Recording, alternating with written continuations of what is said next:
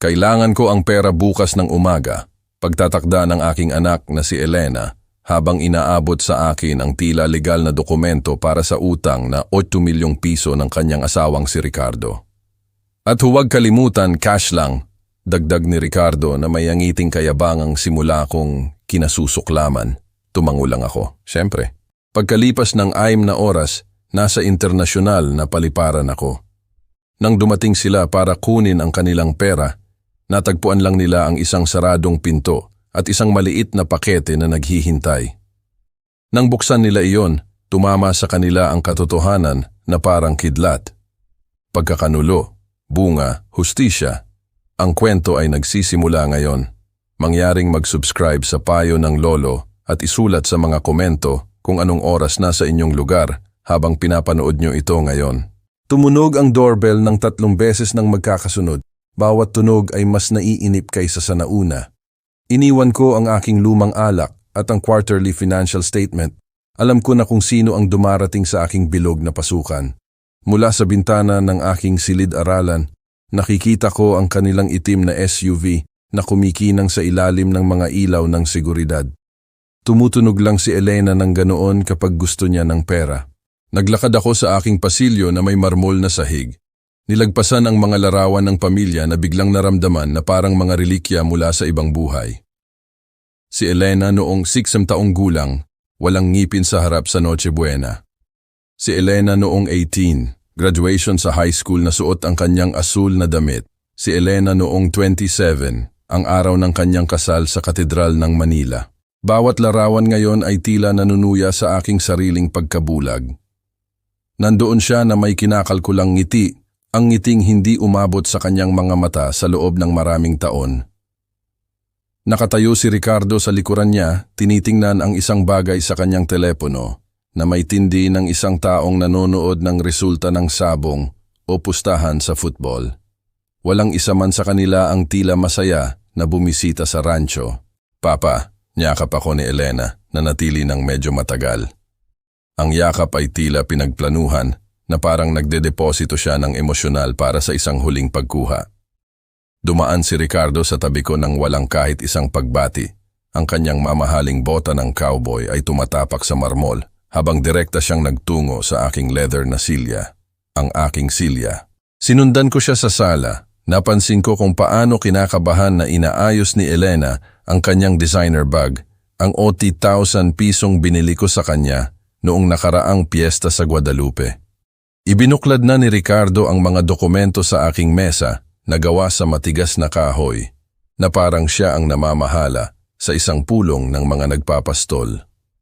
Umupo si Elena sa dulo ng sofa, hinahanap ng kanyang mga daliri ang kwintas na perlas na ibinigay ko sa kanya para sa kanyang ika-30 kaarawan. Palagi niya itong hinahawakan kapag may hihingin siya. Maaari ba akong mag-alok sa inyo ng kahit ano? Tubig, alak o horchata? Suhestyon ko, bagamat ang pagiging mapagpatuloy ay ang pinakamalayo sa aking isip. Diretsuhin na natin, Don Emilio, sabi ni Ricardo, nang hindi tumitingin sa kanyang mga papel. Mayroon tayong sitwasyon. Wala man lang galang na, Don Emilio. Mas hinigpitan ko ang hawak ko sa baso ng aking alak at bumilang pabalik mula 10, isang pamamaraan sa pagkontrol ng galit na hindi na masyadong gumagana. Ang boses ni Elena ay naging matinis. Isa pang senyales. Papa, alam mo naman na hindi kami pupunta sa iyo maliban kung talagang kinakailangan. Palagi mong sinasabi na pamilya muna at kami ay pamilya. Anong nangyari sa investment property sa Palawan? Pinanatili ko ang aking tono na neutral, bagamat nagsimula ng kumirot ang aking panga. Sa wakas ay tumingin si Ricardo. Ang kanyang ekspresyon ay nagpapahiwatig na nagtanong ako tungkol sa panahon ng rebolusyon. Mga pagbabago sa merkado, isang pansamantalang pagbagsak, ngunit hindi kami narito para doon. Ang singsing ng kasal ni Elena, ang singsing ng kanyang lola sa ina, ay kinakabahang umikot sa kanyang daliri. Iyon ang kanyang senyales kapag nagsisinungaling siya. Ganun na iyon simula noong 12 taong gulang siya at itinanggi niyang sinira niya ang estatwa ng mahal na birhen ng Guadalupe ng aking yumaong asawa. Ang totoo, simula ni Elena, pagkatapos ay huminto at nagsimulang muli. Si Ricardo ay nagtatrabaho sa bagong proyekto, isang napaka-promising na agritech startup, tunay na revolusyonaryo. Magkano? Putol ko. Ang orasan ng pendulum sa sulok ay tumiktak sa loob ng 3 mahabang segundo ng katahimikan. Ang lotion ni Ricardo, mamahalin at nakakabigla, ay humalo sa mga amoy ng kahoy at alak. Ang takong ni Elena ay tumatapak sa isang kinakabahang ritmo sa marmol na sahig. Hindi naman iyon kalakihan para sa isang may-ari ng mga hasyenda na tulad mo, sabi ni Ricardo habang sumasandal sa aking silya. Umugong ang balat sa ilalim ng kanyang bigat, isang tunog na palaging sa akin lang hanggang ngayong gabi. 8 milyong piso, kailangan namin ito sa aming account bukas ng 11 na 5 ng umaga. Tila humilig ng bahagya ang silid.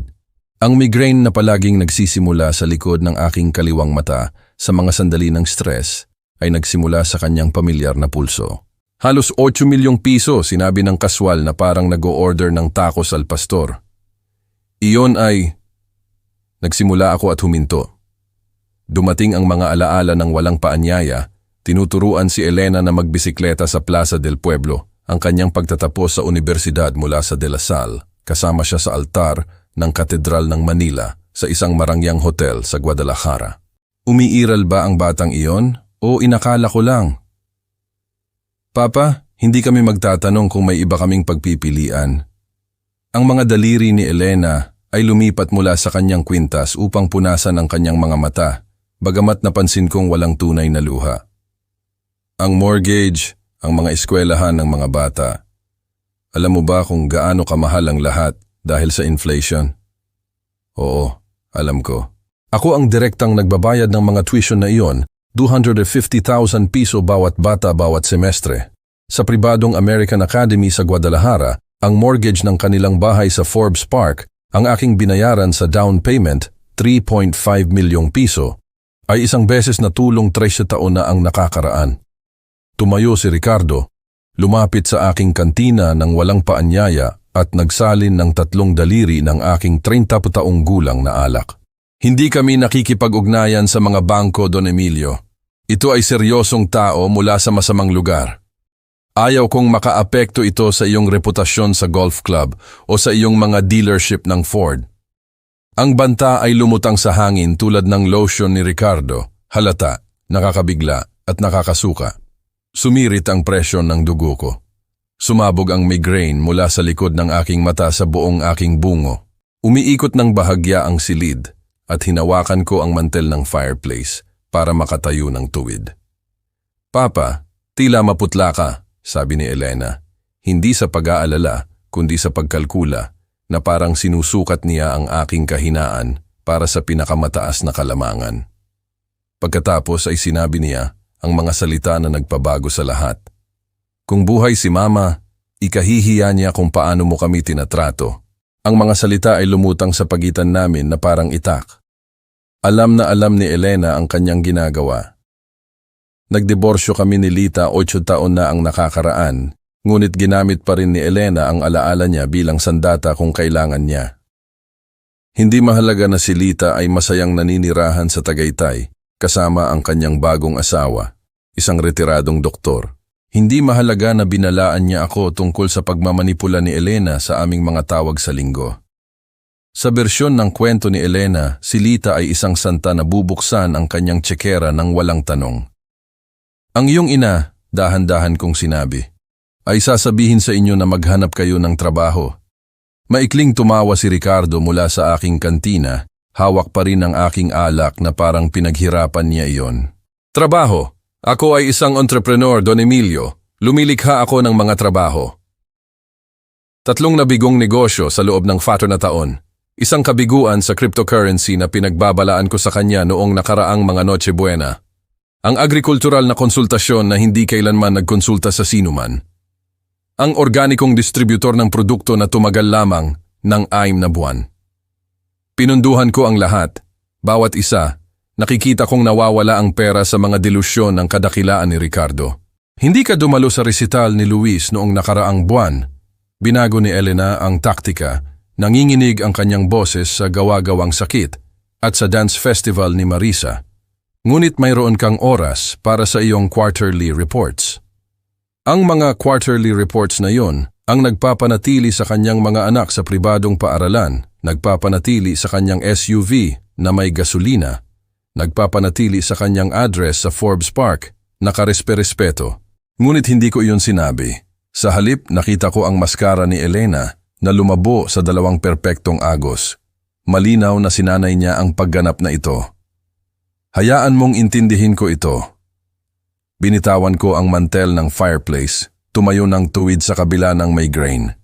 Kailangan ninyo ng 8 milyong piso bukas ng 11 ng umaga. Para saan ba talaga? Nagpalitan ng tingin si Elena at Ricardo, ang uri na pinipino ng mga mag-asawa pagkatapos ng mga taon ng koordinadong panlilinlang. Ibinaba ni Ricardo ang aking alak at bumalik sa mesa. Nagpapalipat-lipat ng mga papel na may walang malay na ritmo ng isang taong sanay sa paghawak ng baraha o chips. Opportunity sa real estate, sabi niya. Sensitibo sa oras. Hindi natin pwedeng palampasin ang pagkakataong ito. Sabi mo lang nawalan ka ng pera sa real estate sa Palawan. Iyon ay iba. Namuti ang mga buko-buko ni Ricardo habang hinahawakan ang isa sa mga dokumento. Ito ay cryptocurrency. Ibig kong sabihin, ito ay sigurado. Ang pagkakamali ay maliit ngunit makabuluhan. Crypto, hindi real estate. Ang parehong pagkakamali na nagkakahalaga sa kanila ng 3.5 milyong piso o 2 buwan na ang nakakaraan. Nagsimulang manginig ang aking kaliwang kamay. Isang bagong sintomas sa aking ika-65 taon. Isinuksok ko ito sa aking bulsa. Nag-vibrate ang telepono ni Elena. Tiningnan niya, mabilis na nag-type. Pagkatapos ay inilagay ng nakaharap. Papa, sinuportahan ka namin sa napakaraming bagay. Nang maghiwalay kayo ni Mama, sino ang nasa tabi mo? Nang bumagsak ang ekonomiya noong 2020, sino ang tumulong sa pagpapatakbo ng mga dealership? Nasa Boracay ka buong tag-init na iyon. Paalala ko sa kanya, ipinagyayabang araw-araw sa Instagram. Hindi iyan patas. Nagsimula akong maglista, matatag ang aking boses sa kabila ng lumalaking galit. Ang kasal, 12 milyong piso. Ang down payment sa bahay, 3.5 milyon. Ang unang negosyo ni Ricardo, 2.4 milyon. Ang pangalawa, 1.8 milyon. Ang pangatlo, kasaysayan na iyan. Sisingit ni Ricardo, tumatayo at sinusubukang gamitin ang kanyang taas bilang kalamangan. Pinag-uusapan natin ang ating kinabukasan, ang kinabukasan ng iyong mga apo. Ang mga apo na ang tuition ay direkta kong binabayaran sa paaralan. Tumayo rin si Elena, hawak ang kanyang telepono. Ang pinagplanuhang larawan noong bata pa siya, ang larawan namin sa Six Flags nung 7 taong gulang siya, ay biglang lumitaw sa mesa. Dinala niya yon bilang props. Hindi lang ito mga utang, Don Emilio. Lumapit si Ricardo ng sapat para makita ko ang maliit na peklat sa itaas ng kanyang kaliwang kilay. Ito ay mga obligasyon sa mga seryosong tao na may seryosong kahihinatnan. Para bukas ng 11 na nasiw ng umaga o magiging komplikado ang mga bagay para sa lahat. Ang iyong reputasyon, ang mga dealership, ang magandang membership sa golf club. Binabantaan nila ako sa sarili kong bahay. Bumaba ang aking boses sa halos pabulong. Nagsasabi lang kami ng totoo, sabi ni Elena, ngunit nabigo ang kanyang boses. Hindi niya ako nakita na ganito kagalit, ganito kakontrolado. Papa, pakiusap, kailangan namin ito. Bukas ng 11 AM, hindi iyan pwedeng pag-usapan. Naramdaman kong nakakasakal ang silid sa kabila ng central air conditioning. Ang aking migraine ay pumipintig sa bawat tibok ng puso. Umiiral ba ang batang iyon o inakala ko lang? Papa, hindi kami magtatanong kung may iba kaming pagpipilian. Ang mga daliri ni Elena ay lumipat mula sa kanyang kwintas upang punasan ang kanyang mga mata, bagamat napansin kong walang tunay na luha.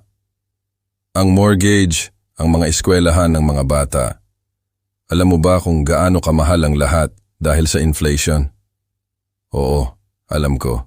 Ako ang direktang nagbabayad ng mga tuition na iyon, 250,000 piso bawat bata bawat semestre.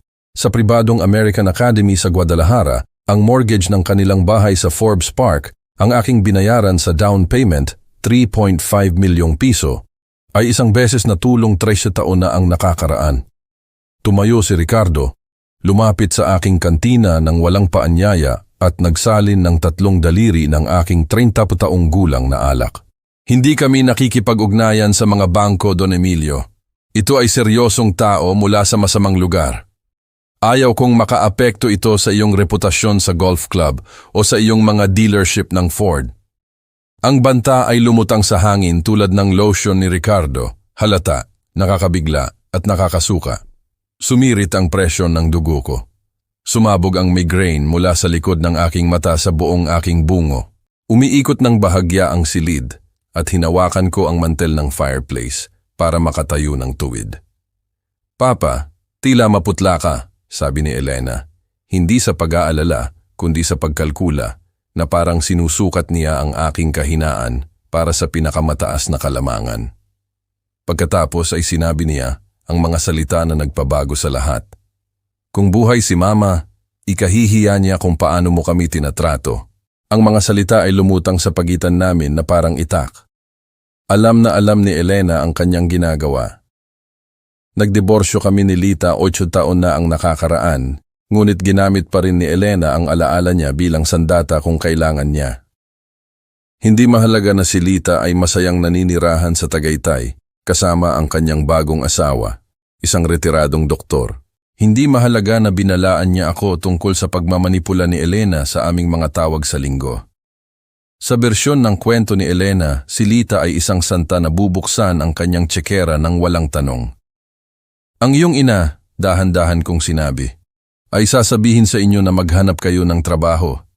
Maikling tumawa si Ricardo mula sa aking kantina, hawak pa rin ang aking alak na parang pinaghirapan niya iyon. Trabaho. Ako ay isang entrepreneur, Don Emilio. Lumilikha ako ng mga trabaho. 3 nabigong negosyo sa loob ng 4 na taon. Isang kabiguan sa cryptocurrency na pinagbabalaan ko sa kanya noong nakaraang mga Noche Buena. Ang agrikultural na konsultasyon na hindi kailanman nagkonsulta sa sinuman.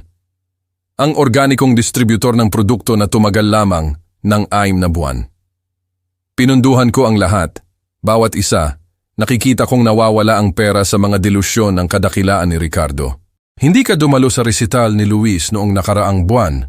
Binago ni Elena ang taktika, nanginginig ang kanyang boses sa gawa-gawang sakit at sa dance festival ni Marisa. Ngunit mayroon kang oras para sa iyong quarterly reports. Ang mga quarterly reports na yon ang nagpapanatili sa kanyang mga anak sa pribadong paaralan, nagpapanatili sa kanyang SUV na may gasolina, nagpapanatili sa kanyang address sa Forbes Park, nakarespe-respeto. Ngunit hindi ko iyon sinabi. Sa halip, nakita ko ang maskara ni Elena na lumabo sa 2 perpektong agos. Malinaw na sinanay niya ang pagganap na ito. Hayaan mong intindihin ko ito. Binitawan ko ang mantel ng fireplace, tumayo ng tuwid sa kabila ng migraine. Kailangan ninyo ng 8 milyong piso bukas ng 11 ng umaga. Para saan ba talaga? Nagpalitan ng tingin si Elena at Ricardo, ang uri na pinipino ng mga mag-asawa pagkatapos ng mga taon ng koordinadong panlilinlang. Ibinaba ni Ricardo ang aking alak at bumalik sa mesa. Nagpapalipat-lipat ng mga papel na may walang malay na ritmo ng isang taong sanay sa paghawak ng baraha o chips. Opportunity sa real estate, sabi niya. Sensitibo sa oras. Hindi natin pwedeng palampasin ang pagkakataong ito. Sabi mo lang nawalan ka ng pera sa real estate sa Palawan. Iyon ay iba. Namuti ang mga buko-buko ni Ricardo habang hinahawakan ang isa sa mga dokumento. Ito ay cryptocurrency. Ibig kong sabihin, ito ay sigurado. Ang pagkakamali ay maliit ngunit makabuluhan. Crypto, hindi real estate. Ang parehong pagkakamali na nagkakahalaga sa kanila ng 3.5 milyong piso 8 buwan na ang nakakaraan. Nagsimulang manginig ang aking kaliwang kamay, isang bagong sintomas sa aking ika-65 taon. Isinuksok ko ito sa aking bulsa. Nag-vibrate ang telepono ni Elena. Tiningnan niya, mabilis na nag-type. Pagkatapos ay inilagay ng nakaharap. Papa, sinuportahan ka namin sa napakaraming bagay. Nang maghiwalay kayo ni Mama, sino ang nasa tabi mo? Nang bumagsak ang ekonomiya noong 2020, Sino ang tumulong sa pagpapatakbo ng mga dealership? Nasa Boracay ka buong tag-init na iyon. Paalala ko sa kanya, ipinagyayabang araw-araw sa Instagram. Hindi iyan patas. Nagsimula akong maglista, matatag ang aking boses sa kabila ng lumalaking galit. Ang kasal, 12 milyong piso. Ang down payment sa bahay, 3.5 milyon. Ang unang negosyo ni Ricardo, 2.4 milyon. Ang pangalawa, 1.8 milyon. Ang pangatlo, kasaysayan na iyan. Sisingit ni Ricardo, tumatayo at sinusubukang gamitin ang kanyang taas bilang kalamangan. Pinag-uusapan natin ang ating kinabukasan, ang kinabukasan ng iyong mga apo. Ang mga apo na ang tuition ay direkta kong binabayaran sa paaralan. Tumayo rin si Elena, hawak ang kanyang telepono. Ang pinagplanuhang larawan noong bata pa siya, ang larawan namin sa Six Flags nung 7 taong gulang siya, ay biglang lumitaw sa mesa. Dinala niya yon bilang props. Hindi lang ito mga utang, Don Emilio. Lumapit si Ricardo ng sapat para makita ko ang maliit na peklat sa itaas ng kanyang kaliwang kilay. Ito ay mga obligasyon sa mga seryosong tao na may seryosong kahihinatnan. Para bukas ng 11 na nasiw ng umaga o magiging komplikado ang mga bagay para sa lahat. Ang iyong reputasyon, ang mga dealership, ang magandang membership sa golf club. Binabantaan nila ako sa sarili kong bahay. Bumaba ang aking boses sa halos pabulong. Nagsasabi lang kami ng totoo, sabi ni Elena, ngunit nabigo ang kanyang boses. Hindi niya ako nakita na ganito kagalit, ganito kakontrolado. Papa, pakiusap, kailangan namin ito. Bukas ng 11 AM, hindi iyan pwedeng pag-usapan. Naramdaman kong nakakasakal ang silid sa kabila ng central air conditioning. Ang aking migraine ay pumipintig sa bawat tibok ng puso. Nagpaalam kami ng walang sentimentalismo.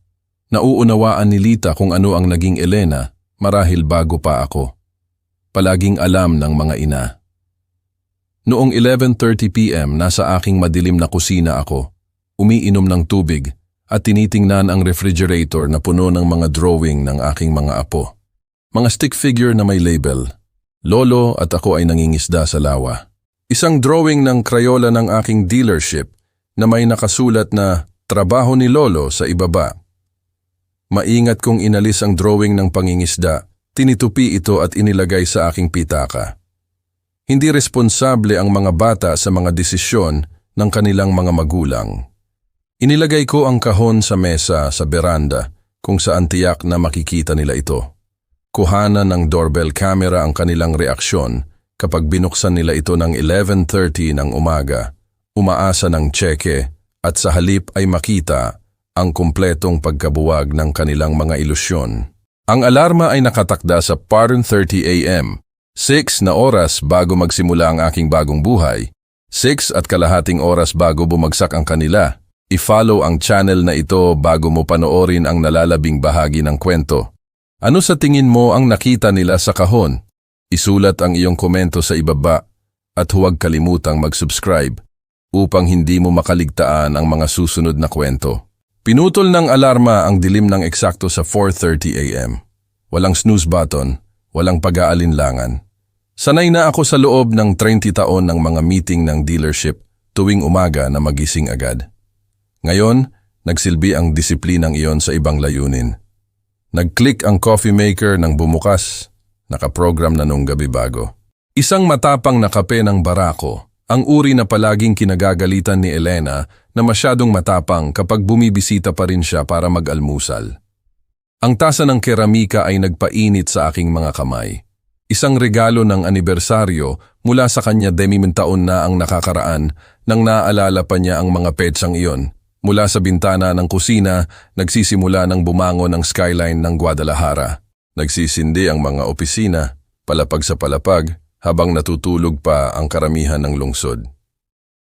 Naglakad ako sa aking bahay nang may sinasadyang pagkapino. Dokumentado ang bawat silid na parang isang detective sa isang crime scene. Ang master bedroom ay mayroon pa ring larawan ng ama ni Lita. Palaging gusto iyon ni Elena. Hindi lang niya kailanman hiniling ng sapat ang ganda ng loob para makuha. Ang kanyang silid noong bata pa siya, na naging opisina noon pa man, ay ipinapakita pa rin ang kanyang mga tropeyo sa high school. national debate champion, academic excellence. Ang anak na pinalaki ko laban sa estranghero na humingi ng pera 12 oras na ang nakakaraan. Ang lugar ng pool ay mukhang payapa sa liwanag ng bukang liwayway. Doon ko tinuruan si Elena lumangoy, ang kanyang walang takot na pagtalon noong 8 na taong gulang. Noong Hulyo, nilasing ni Ricardo ang sarili sa aming pagdiriwang ng araw ng kalayaan. Nalaglag siya ng buo ang damit at pagkatapos ay sinisi ako sa lokasyon ng pool. Kahit noon ay binigyan ko siya ng tseke para sa kanyang sirang designer watch.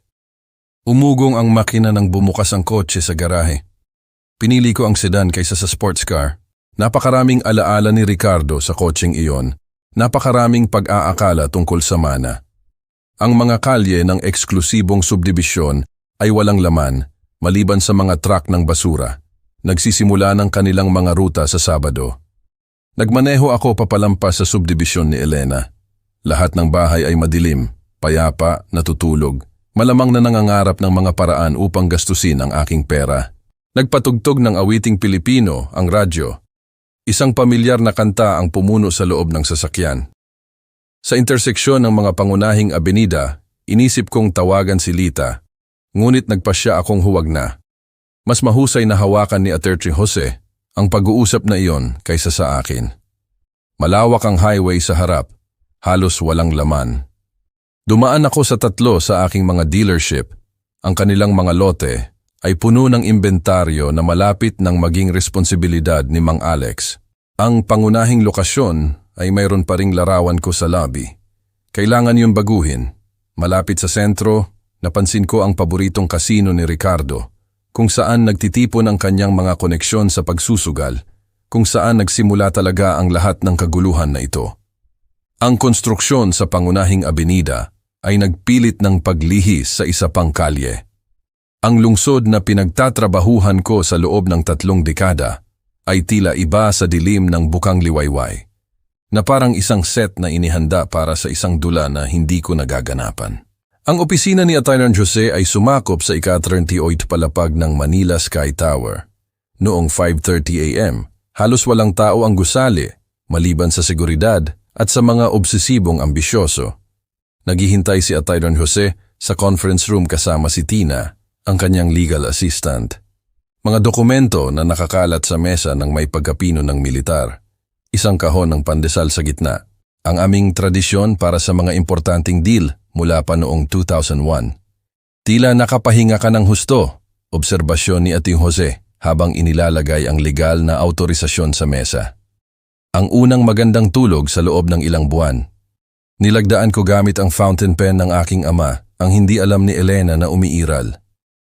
Limitadong saklaw, nakita kong magtatapos sa loob ng 60 araw. Paglilipat ng ari-arian at pagre-reconstruct lang ng pinansyal. Hindi kita pwedeng ibenta ang aking mga organo pagkatapos ng lahat. Ang aking pagsubok sa pagpapagaan ng kalooban ay nabigo. Pareho naming alam na ito ay kinakailangang operasyon, hindi paghihiganti. Ipinakita ni Tina ang dokumentasyon ng mga ari-arian ng may clinical efficiency. Ang kawili-wiling bahagi, Don Emilio, ay ang timing. Ang paglilipat ay isinagawa kahapon ng 4:00 p.m. Ito ay 3 oras bago sila dumating sa iyong bahay. 3 oras bago. Ang bahay ni Elena ay legal na sa kanya simula nang lagdaan niya ang mga papeles na iyon noong 2021. Hindi niya kailanman nabasa ang pangalawang pahina. Ang kabalintunaan ay perpekto. Habang nagmamaneho si Elena pauwi sa aking bahay para manghingi ng pera, nawala na niya ang kanyang pinakamalaking ari-arian. Ang bahay na palagi niyang ipinagyayabang sa Instagram, ang simbolo ng kanyang tagumpay, ay hindi kailanman naging kanya. Ang financial block ay isinagawa bandang hating gabi. Frozen ang mga joint account, suspended ang mga credit card na nasa pangalan mo. Mananatili sa auto payment ang tuition ng mga bata hanggang Disyembre. Hindi namin sila pinaparusahan. Kinuha ni Attorney Jose ang isa pang folder na mas makapal kaysa sa iba, ang nuclear option. Gaya ng napag-usapan, sa loob ay may transcript ng mga text ni Elena sa kanyang mga kaibigan. Tinatawag akong ATM machine na naglalakad at masyadong pathetic para magsabi ng hindi. Ang promissory note na nilagdaan ni Ricardo noong 2023 Nangangakong ang pera noong Disyembre ay ang huli niyang hihilingin. Ang USB drive na may security footage kagabi, lahat ng kanilang pagganap ay nakunan sa high definition. Ang prenuptial agreement na nilagdaan ni Ricardo, patuloy ni Atizar Jose, kasama ang isang gambling addiction clause, page 47, subsection 3. Hindi niya alam. Masyadong lasing ang abogado niya para basahin ng malalim. Dumating siya sa pirmahan na amoy alak ng 2 p.m. Mukhang hindi komportable si Tina. Don Emilio, ito ay kapansin-pansing detalyado. 30 taon ng paghahanda, sagot ko. Inaasahan ko lang na hindi ko na kailanganin. Kumuha si Atizar Jose ng isang kahon ng padala na kapareho ng nasa aking beranda. Sigurado ka? Kung hindi niya makita ang iyo, ito ay pupunta sa kanyang opisina sa Lunes kasama nito. Ipinakita niya ang mga litrato ni Ricardo sa kasino noong nakaraang linggo. Malinaw ang timestamp, kita ang mga talo sa kanyang mukha. Alam ni Lita, alam na niya sa loob ng ilang buwan, tumulong siyang idokumento ang lahat. Pagod na rin siya sa pagtatakip kay Elena tulad mo. Ang ari-arian sa Palawan, binili sa pamamagitan ng offshore entity, ganap na protektado. Kahit pa maging ambisyoso si Elena sa mga abogado, hindi niya ito kayang galawin. Nilagdaan ko ang huling dokumento, bahagyang nanginginig ang aking kamay sa pagbuwag ng trust fund ni Elena. 20 taon ng pagpaplano ng kanyang kinabukasan na nawala sa isang pirma lang. Napansin ni Atizar Jose ang panginginig. Alak, itinuro niya ang drawer ng kanyang mesa. Iba pang tradisyon. Hindi ko kailangan ng malinaw na isip para sa flight. Bandang 6:09 a.m., tumayo ako at kinamayan si Ate Jose. Ipinahiwatig ng kanyang pagkamay ang pag-unawa, pakikiramay, at pagpapasya. Nag-iisa akong bumaba sa elevator. Bawat palapag ay nagmamarka ng distansya mula sa aking dating buhay. Pinatakbo na ng valet ang aking sedan. Inabutan ko siya ng 2,000 pisong bill sa isang sobre. Susunduin ito ni Mang Alex sa Lunes. Tumango ang binata, naguguluhan, ngunit propesyonal. Nagmaneho ako patungo sa paliparan habang sumisikat ang araw, pininturahan ang abot tanaw ng ginto. Nag-vibrate ang aking telepono, tumatawag si Elena nang mas maaga kaysa sa inaasahan. Ang huling pagkakataon na maririnig ko ang tono na iyon nang hindi sumasagot, humaba ang highway patungo sa paliparan habang pinipinturahan ng bukang liwayway ang mga burol ng tanso at ginto. Ang pamilyar na ruta ay naramdaman na iba ngayong umaga. Bawat palatandaan ay isang paalam. Ang kapehan ay naghahanda sa intersection kung saan ako karaniwang humihinto para mag-almusal. Ngayon, hindi. Pinag-uusapan ng news radio ang mga plano sa pagpapalawak ng isang lokal na negosyante. Ang aking sariling grupo ng mga dealership, ironikong, bagamat hindi na sa akin sa loob ng mahabang panahon. Tumawag si Elena ng 3 beses ng magkakasunod, pagkatapos ay si Ricardo 1 beses. Bawat ring ay tila isang countdown. 10 taon na ang nakakaraan, ang tunog na iyon ay magpapagaling sa akin na sumagot kaagad. Nag-aalala na may nangyari sa mga apo. Ngayon ay kinikilala ko na ito, kung ano ito, ang tunog ng karapatan, humihiling ng nararapat. Pinamamahalaan ni Mang Alex ang mga operasyon ng Sabado sa loob ng Kaimataon. Magaling siya. Ang kumpanya ng pamamahala ng ari-arian ay mayroon ng mga tagubilin at checks na buwan na prepaid. Ang tuition ng mga apo ay magpapatuloy hanggang Disyembre. Hindi sila dapat magdusa dahil sa mga desisyon ng kanilang mga magulang. Ang lahat ng iba pa ay hindi na naging responsibilidad ko. Paghating gabi, lumabas ang South Terminal ng Paliparan mula sa ulap ng umaga. Hindi pa okupado ang valet stand. 2 attendant lang ang naghahanda para sa pagmamadali ng araw. Si Miguel, na nagpaparking ng aking mga sasakyan sa loob ng 4 na taon, ay mukhang nagulat. Maagang flights, Don Emilio. Nagbago ang plano. Ibinigay ko sa kanya ang mga susi at isang sobre. Susunduin ito ni Mang Alex sa Lunes. Ang kanyang impormasyon ay nasa loob. Lahat maayos, sir? Mas maayos kaysa sa dati sa loob ng maraming taon. Hindi ko na nakita ang sasakyan. Ang kotseng iyon ay naghatid kay Elena sa kanyang kasal. Kay Ricardo sa hindi mabilang na casino, sa akin sa hindi mabilang na ATM withdrawals. Hayaan na ni Mang Alex ang magdesisyon kung ano ang gagawin dito. Walang laman ang first class counter, maliban kay Ate Mila na nag-check-in sa akin para sa dos-dosenang mga business trip. Palawan ngayon, Don Emilio? Mayroon ako para sa 6:15 AM Paris na kumukonekta sa Manila. Ganun nga. Normal na pag-uusap na nagtatakip ng pagbabagong nagpapabago sa buhay. 2 maleta lang ang ipa-check-in. Iyon lang ang kailangan ko. Habang ibinabalik niya ang aking pasaporte, kumuha ako ng selyadong sobre. Kailangan ko ng pabor, Ate Mila. May kukuha nito mamaya ngayon. Si Elena Morales ay magiging balisa. Hindi nag-alangan ang profesionalismo ni Ate Mila.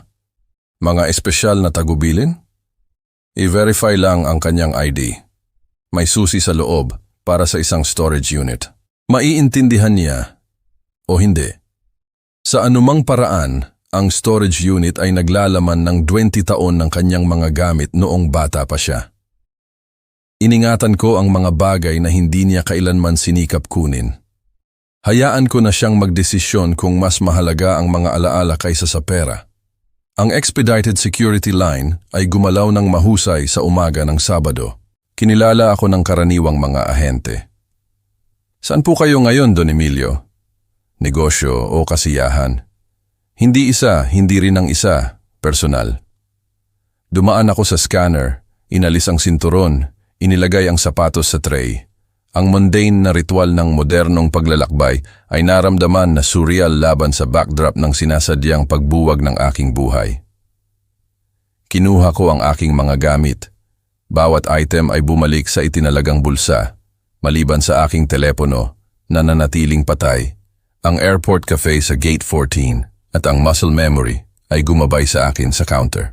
Naglakad sila papunta sa aking pinto na parang sila ang may-ari nito.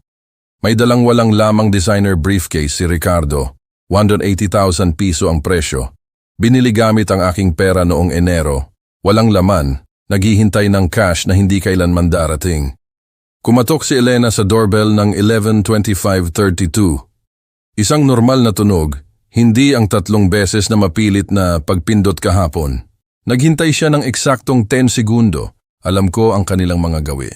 Pagkatapos ay kumatok muli, mas matagal. Sa pagkakataong ito, ipinagsama ni Ricardo ang kanyang mga kamay sa gilid ng bintana, sumisilip sa aking walang laman na kusina. Wala ang kotse niya, sabi ni Elena, nang sapat ang lakas para marinig ni Aling Celia mula sa kanyang bakuran. At ano naman, may 4 na kotse siya. Rinig ang paghamak ni Ricardo sa buong bakuran. Nakatimer ang mga ilaw. Napansin ni Elena ang programado ko ilang linggo na ang nakakaraan. Baka kumuha siya ng cash sa bangko. Sabi mo 11, kakalipas lang. Sinubukan nila ang pinto ng 11:27. Kumalabit ang mga susi ni Elena sa lock, hindi makahanap ng pagkapit. Ang assistant ni Ate Jose ang nagpalit nito ng 7:00, 3 oras matapos akong umalis patungong paliparan. Ang pagkalito sa mukha ni Elena ay halos kapalit na ng mga dekada ng manipulasyon. Nakita ni Ricardo ang kahon ng 11:28. Isang shipping package lang sa mesa ng beranda, walang halaga, maliban sa Elena na nakasulat sa itim na marker sa itaas. Binuksan niya ito ng kaswal, marahil umaasa ng huling regalo sa kaarawan o isang sorry gift. Ang unang dokumento na kinuha niya ay ang titulo ng kanilang bahay. Nagbago ang kanyang mukha na parang isang time-lapse na larawan ng nabubulok na prutas. Mula sa pagkalito tungo sa di paniniwala, tungo sa takot sa loob ng wala pang 30 segundo. Ibinagsak niya iyon at kinuha ni Elena bago pa man dumapo sa sahig. Anong ibig mong sabihin na nasa pangalan mo iyan? Umabot ang boses ni Elena sa bakuran ni Aling Celia. Kinuha ni Elena ang sumunod na spreadsheet.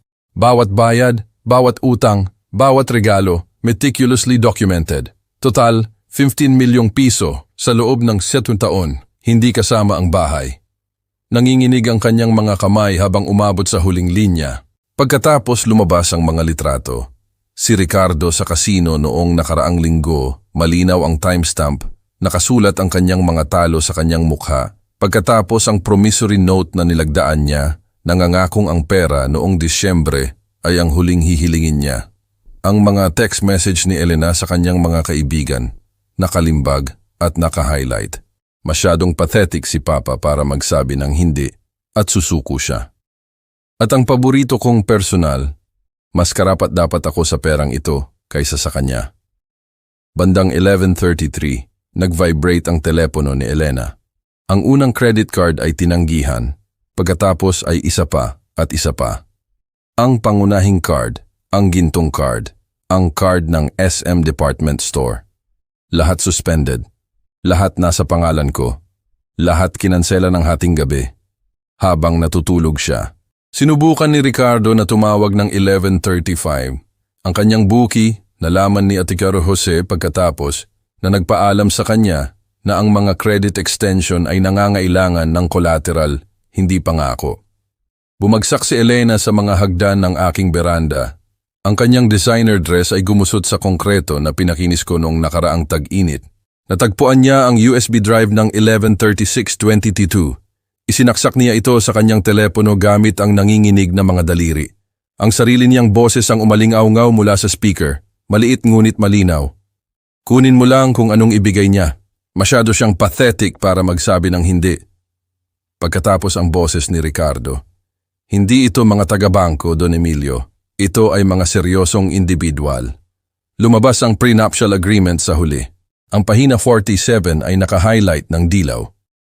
Ang sugnay tungkol sa adiksyon sa pagsusugal ay bilog na pula.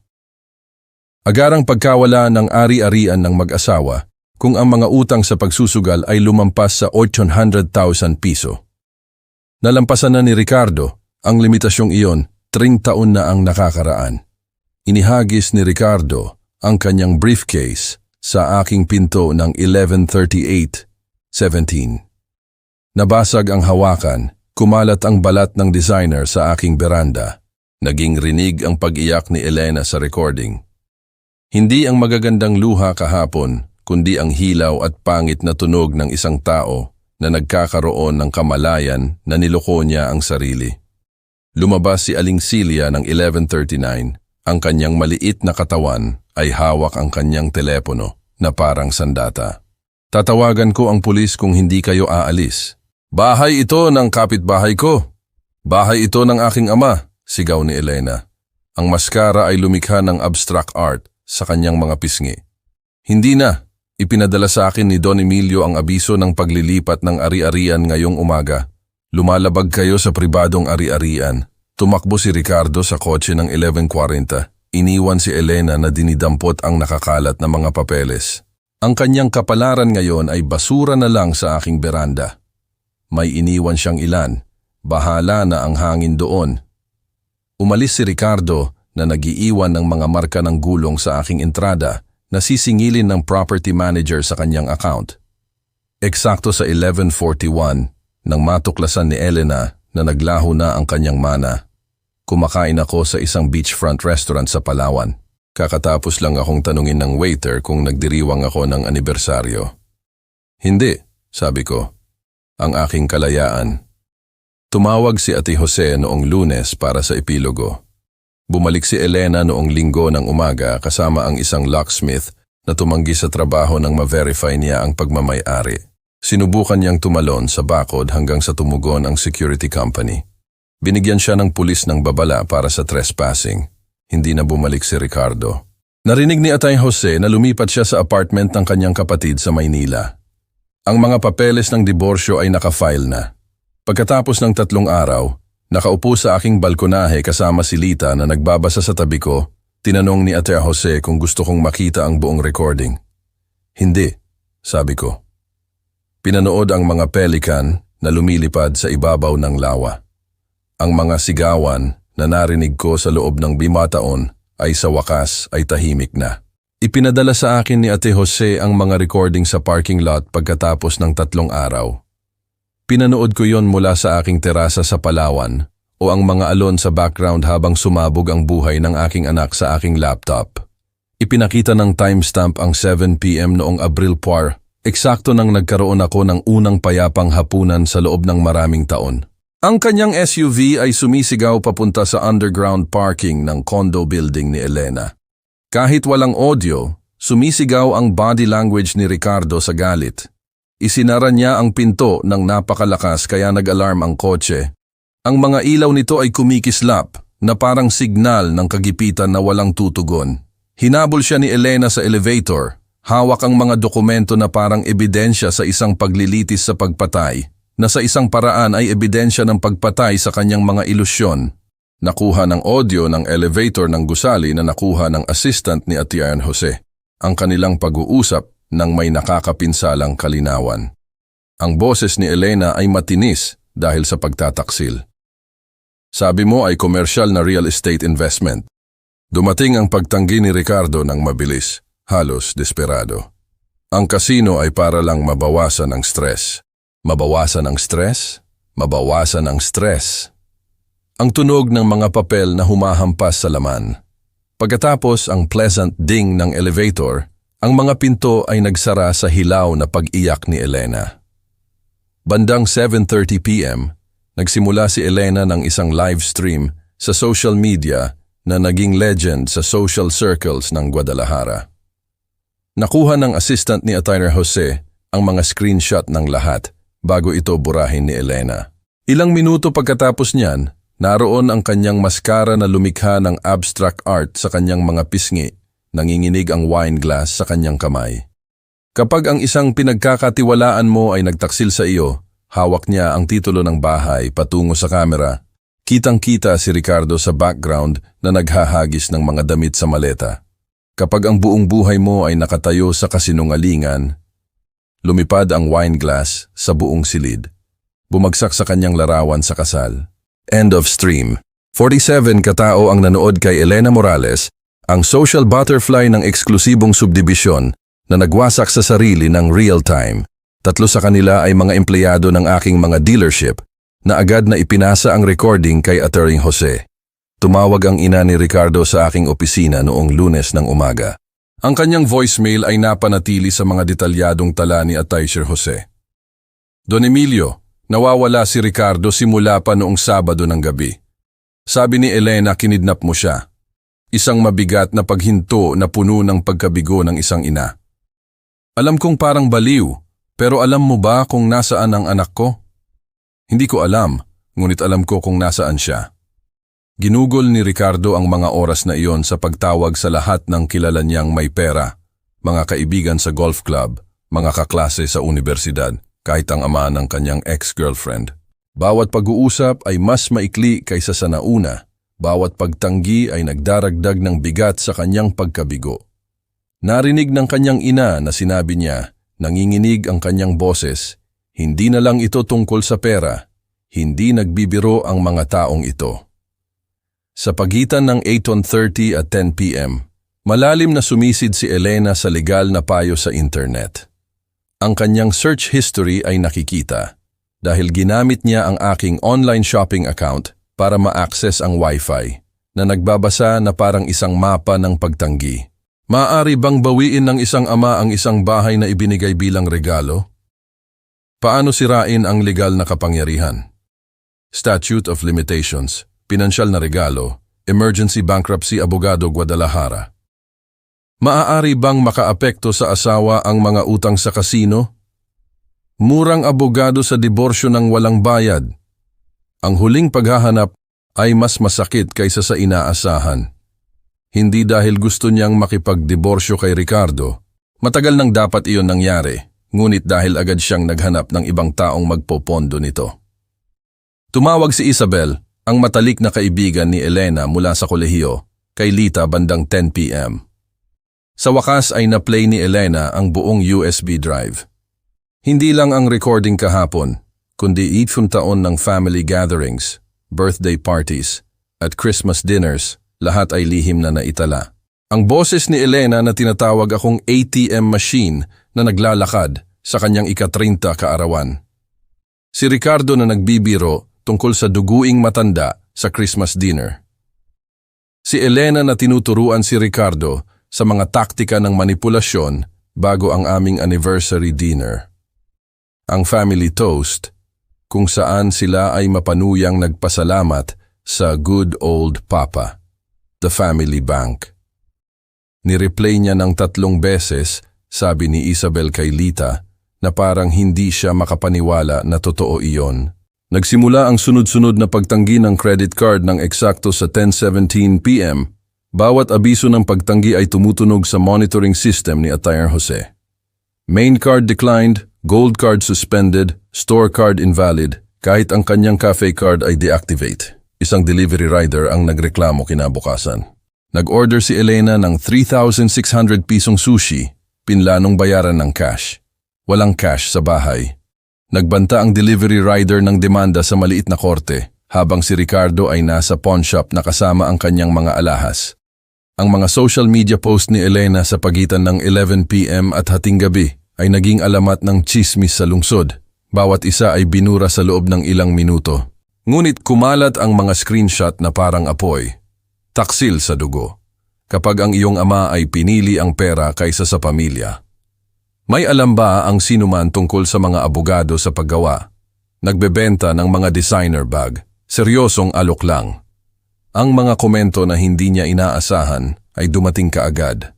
Ang kanyang pinsan, hindi ba kakatapos mo lang ipagyabang ang iyong pizza noong nakaraang linggo? Kaibigan sa high school, akala ko binibili ng tatay mo ang lahat para sa iyo. Dating kasamahan, hindi ba ikaw yung nag-resign sa trabaho pagkatapos magpakasal? Habang bumabagsak ang mundo ni Elena, kami ni Lita ay nakaupo sa beach terrace at naglalaro ng baraha. May isang lokal na musikero na naggigitara malapit at binigyan ko siya ng 2,000 piso para tugtugin ang klasikong piraso na iyon. Tumawa si Lita. Ang unang tunay na tawa na narinig ko mula sa kanya sa loob ng maraming taon. Ang pangit mo sa baraha, obserba niya, kinuha ang aking mga chips. Malaya ako, sagot ko, at seryoso ako doon. Tinawagan muli ni Aling Silya si Atayer Jose ng 11:45 p.m.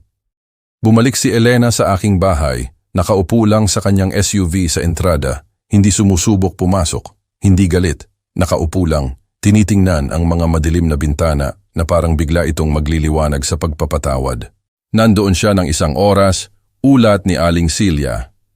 Nang sa wakas ay umalis siya ng 1 a.m., iba na siya, na parang tumanda siya ng 10 taon sa loob ng 10 oras. Bandang hating gabi ng Abril 4, nawalan ng access si Elena sa 42 milyong piso ng assets. Natuklasan niya ang 8 milyong pisong nakatagong utang sa pagsusugal. Nalaman niya na ipinusta ni Ricardo ang kanilang savings. Natuklasan niya na hindi niya kailanman pag-aari ang kanyang bahay. At nalaman niya na alam na ng kanyang ina ang lahat sa loob ng maraming buwan. Tinanong ni Atayer Jose kung nakakaramdam ako ng pagkakasala tungkol sa mga recordings. Sinabi ko sa kanya na ang tanging pinagsisisihan ko ay hindi ko sinimulan ang pagre-record ng mas maaga. Noong linggo ng umaga, Abril 5, nakatayo si Elena sa entrada ng aking opisina sa loob ng 2 oras. Ipinakita ng security footage na pinipindot niya ang intercom bawat ilang minuto na parang isang bata na paulit-ulit na pinipindot ang elevator button, umaasang mababago ng pagpupursige ang realidad. Tinawagan niya ang mga empleyado mula sa direktoryo ng kumpanya na ninakaw niya ilang taon na ang nakakaraan. Nablock siya ni Mang Alex pagkatapos ng 3 tawag. Ang iba ay hindi na lang sumagot. Bandang tanghali, lumipat siya sa internasyonal na paliparan. Ang parehong terminal kung saan ko siya inihatid para sa mga pagbisita sa universidad, kung saan ko siya sinundo pagkatapos ng kanyang honeymoon. Ngayon ay naroon siya bilang isang detektiv, desperadong naghahanap ng mga pahiwatig ng aking pagtakas. Hindi magbibigay ng impormasyon ng pasahero ang seguridad ng paliparan. Kinailangan ng airline ng court order. Nang magmakaawa siya ng emergency ng pamilya, chinek nila ang kanilang sistema. Partikular na humiling ang pasahero ng walang contact, sabi ng ahente. Mayroon si Attorney Jose ng airport security video, ang mukha ni Elena ay bumagsak sa mga salitang iyon. Ang kanyang mga resibo sa transportasyon kinagabihan, ang huling mga biyahe bago naputol ang account, ay nagmapa ng landas ng pagkabigo sa buong lungsod. Ang golf club, binawi ang membership, pinagbawalan ang pagpasok Ang restaurant kung saan namin ipinagdiwang ang bawat mahalagang deal, hindi pa namin nakikita si Don Emilio kamakailan. Maging ang aking barberya sa Avenida Chapultepec, bagamat sarado tuwing linggo, ay nakatayo siya sa labas, sumisilip sa mga bintana, na parang ang mga hibla ng aking buhok ay maaaring magbunyag ng aking lokasyon. Ang Lunes, Abril 6, ay naging araw ng legal na edukasyon ni Elena. 4 na law firm, 4 na magkakaparehong konsultasyon. Ang ekspresyon ng bawat abogado ay nagbabago mula sa interes patungong pakikiramay habang sinusuri nila ang mga dokumento. Ito ay protektado, sabi ng una. Kailangan mo muna ng 200,000 pisong retainer, sabi ng pangalawa. May access ka ba sa pondo? Tanong ng pangatlo. Ang ika-4 ay umiling lang. Ang paghaharap sa dealership bandang 1 p.m. ay umabot sa social media ng mga empleyado. Sumugod si Elena sa pangunahing lokasyon sa Avenida Americas, humihingi ng sagot kay Mang Alex. Si Mang Alex, 1.9 meter dating militar, ay nanatiling perpektong kalmado habang siya ay sumisigaw tungkol sa pagdukot, pang-aabuso sa matatanda at pagnanakaw. Nang ihagis niya ang kanyang kape sa salamin na pinto, nagsimulang mag-record ang mga customer. Mananatili ang mantsa ng kape doon sa loob ng 3 araw. Iniwan siya ni Mang Alex doon bilang prinsipyo. Ang voicemail ng ina ni Ricardo bandang 5:10 p.m. ay nagpaabot ng pinakamasamang takot ng isang ina. Don Emilio, nawawala si Ricardo simula pa noong Sabado ng gabi. Sabi ni Elena, kinidnap mo siya. Alam kong baliw ito pero alam mo ba kung nasaan ang anak ko? Noong Martes, Abril 7, dumating ang tunay na nagpapautang. Hindi mga kinatawan ng bangko na nakasuot ng discount suits, kundi 2 lalaki na nakasuot ng Italian leather na magalang na kumatok at tahimik na nagsalita. Iniwan nila ang isang calling card na may numero ng telepono lang, walang banta, walang karahasan, tanging ang bigat ng hindi sinabing kahihinatnan. Tinawagan ni Elena si Ricardo ng 47 beses. Patay ang kanyang telepono simula pa noong Sabado. Ang kanyang mga social media stories kinagabihan, nakuna ng kanyang mga kaibigan sa kolehiyo, ay nagdokumento ng paglilibot sa mga pawn shop, mga designer bag na nagkakahalaga ng 560,000 piso na naibenta sa halagang 140,000 piso, mga alahas na nagkakahalaga ng 900,000 piso na naibenta sa halagang 260,000 piso, 3. Ang mga abandonadong relo ni Ricardo na nagkakahalaga ng 700,000 piso ay nabenta sa halagang 220,000 piso. Kulang pa rin siya ng 7.38 milyong piso sa kailangan niya ngayong gabi. Sinagot ni Lita ang tawag ni Elena. Nirecord niya ito ng may legal na pahintulot. Alam na sa huli ay kailangan niya itong pakinggan. Mama, alam mo? Ang boses ni Elena ay mas bata, halos pambata. Tungkol sa mga pustahan ni Ricardo, sa loob ng 6 na buwan. Bakit hindi mo sinabi sa akin? Nakinig ka sana, katahimikan. Pagkatapos, kailangan ko ng pera. Kailangan ko rin iyon. Noong diborsyo, sinabi mo sa akin na dapat akong maging independyente. Nagtapos ang tawag sa pag-iyak ni Elena na pinutol ng pag-disconnect ni Lita. Noong Miyerkules, Abril 8, pumasok si Elena sa opisina ni Ate Jose na suot ang parehong designer dress mula sa kanyang mga post sa Boracay noong nakaraang linggo. Ang kabalintunaan ay hindi nakalampas kay Ate Jose na itinala ito sa kanyang report. Ang parehong conference room kung saan ko nilagdaan ang mga papeles. Ang parehong silya kung saan niya ibinuklad ang kanyang mga kasinungalingan. Ipinakita sa kanya ni Atay Jose ang lahat ng may clinical precision, ang power of attorney na nauna sa kanyang emergency, ang bakas ng titulo ng bahay, ang kanyang pirma noong 2021, hindi kailanman nagbasalampas sa pahina 2, mga pahayag ng buwis sa regalo na nagpapatunay na bawat piso ay regalo, hindi utang. Ang promissory note ni Ricardo, ang kanyang pirma ay matapang at hindi mapagkakaila. Tatay ko siya! Ang desperasyon ni Elena ay bumasag sa kanyang boses. Kailangan mo akong tulungan ng legal. Hindi niya kailangang gawin iyon. At paano naman ang suporta para sa mga apo? Mga trust fund na nasa kanilang pangalan lamang. Hindi magagalaw hanggang 18 na sila. Ito ay pang-aabuso sa matatanda. 65 taon na siya. Nasa tamang pag-iisip siya. Kusang loob siyang umalis. Hindi sinasadyang ipinakita ni Atay Jose ang credit report ni Ricardo sa kanyang tablet. Napalapad ang mga mata ni Elena habang inaabsorb niya ang buong kalamidad. 8 milyong piso sa utang sa pagsusugal, 3.6 milyong piso sa mga personal na pautang na hindi niya kailanman alam, 1.8 milyong piso sa mga credit card na itinago niya, kahit isang pagtatangka sa pangalawang mortgage sa kanilang bahay na tinanggihan dahil sa mga problema sa pagmamay-ari.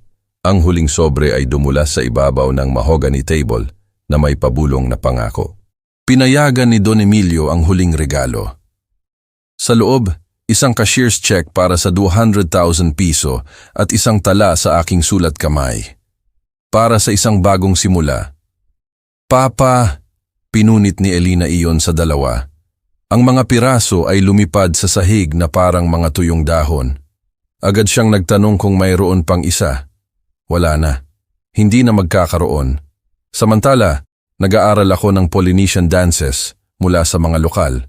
Mang Tonyo ang mayaman, ang tawag nila sa akin. Natatawa habang nilalampasan ko ang mga galaw.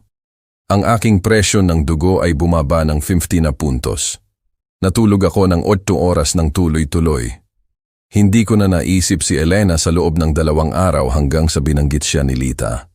Noong Miyerkules ng gabi, iniulat ni Atay Jose na umalis si Elena sa kanyang opisina bandang tanghali. Ipinapakita ng security footage na nakaupo siya sa lobby hanggang sa magsara ang gusali ng 9 dadusa. Sabi ng gwardya, tinanong niya kung kailanman ba ako nagsalita tungkol sa kanya. Nagsinungaling ako, sabi niya. Sinabi ko, oo, mahilig siyang magkuwento tungkol sa iyo. Salamat, sabi niya, at umalis. Noong gabing iyon sa Palawan, napanaginipan kong tinuturuan ko si Elena na magbisikleta muli, ngunit sa pagkakataong ito, nang bitawan ko siya, patuloy siyang nagpedal hanggang sa mawala siya. Ang lokal na pahayagan ay dumating sa aking bandeha noong Abril 15. Lokal na negosyante, nawawala matapos ang financial scandal. Ricardo Mendoza, 36, hindi na nakita simula Abril 6. Asawa, nagsampa ng missing person report. Hindi nakakita ang pulisya ng ebidensya ng kriminal na gawain. Ang kanyang kotse sa airport long-term parking. May ticket sa Buenos Aires na nabili, ngunit hindi kailanman ginamit. Bumalik ang mga nagpapautang sa kondominium ni Elena noong Abril 16, mas mapilit sa pagkakataong ito, ayon sa report ng pulisya na isinampa ni Elena. Nag-iwan sila ng litrato mula Pebrero, si Ricardo sa kasino, nakakalat ang mga chips sa mesa, may utang na kalahating milyon. Humiling si Elena ng restraining order. Tinanong ng hukom ang tungkol sa perang inutang. Order denied. Ang kanyang garage sale noong weekend na iyon ay naging libangan ng kapitbahayan. Ang post sa social media group na ipinadala ng investigador ni Atay Jose ay nagpinta ng larawan ng pagbagsak. For moving out sale, lahat kailangan mawala. Mga muebles na dating ginamit sa mga charity gala, 3,000 piso. Mga golf clubs ni Ricardo na custom-made, 300 piso. Mga pangkasal na pinggan, mamahaling kristal, 800 piso para sa set. Ang kanyang pangkasal na damit na nakapreserba sa acid-free paper. Walang bumili sa anumang presyo. Isang kapitbahay ang nag-post ng malungkot, 1 taon na ang nakakaraan ay nag-host siya ng charity gala dito. Nakalikom siya ng 800,000 piso. Sa kalagitnaan ng Abril, bumaha ang mga aplikasyon sa trabaho ni Elena sa merkado ng trabaho sa lungsod. 40 posisyon sa loob ng 2 linggo na sinusubaybayan sa pamamagitan ng mga profesional na network, interior design firms, too long a work gap, mga posisyon sa benta overqualified. Sa wakas, kinontrata siya ng SM Department Store. Ang parehong tindahan kung saan siya gumastos ng libo-libo buwan-buwan. Panimulang sahod, 200 piso kada oras plus komisyon. Ang pakiramdam ng kabalintunaan ng universo ay nanatili. Noong Abril 18, lumitaw ang isang eviction notice sa pinto ng kanyang kondominium. 3 buwan ng atrasado sa mortgage, si Ricardo ang nag-asikaso ng pananalapi. Hindi niya kailanman binanggit ang lumalaking utang. 44,000 pisong buwan ang bayad, 252,000 pisong utang plus late fees. Deadline ng Mayo 18, bayaran o lumikas. Natuklasan niya ito pagkatapos bumalik mula sa kanyang unang araw sa tindahan. Suot pa rin ang name tag ng empleyado na dati niyang hindi pinapansin sa iba. Ang proseso ng diborsyo noong Abril 22 ay nagbasa na parang isang corporate dissolution. Abandonment cited as cause, Ricardo na inotify.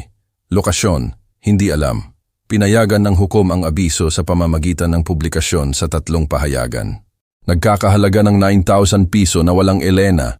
Ginamit niya ang kanyang diskwento ng empleyado upang makabili ng suit para sa korte, ang unang damit na binili niya gamit ang kinita niyang pera sa loob ng 7 taon. Habang nagtatayo si Elena mula sa abo, may bago akong itinatayo sa Palawan. Ang aking mga araw ay nagkaroon ng ritmo na nakalimutan kong umiiral.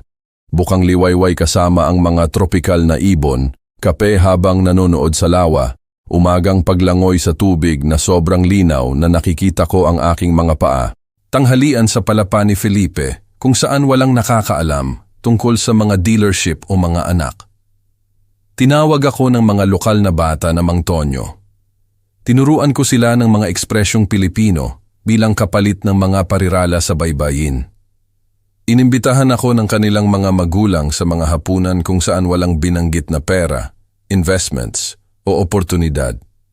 Mga tunay na pag-uusap tungkol sa pangingisda, panahon at mga alamat ng isla. Walang sino man ang humingi ng anuman, maliban sa asin. Si Lita ay sumisid ng snorkel.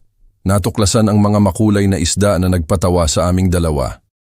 Hindi na kami nagtawanan simula nang mag-16 si Elena at nagsimula siyang tingnan kami bilang resources sa halip ng mga magulang. Hindi ito romantiko sa pagitan namin. Matagal na iyon nawala, ngunit payapa, tulad ng mga nakaligtas sa parehong paglubog ng barko na nagbabahagi ng isang bangka.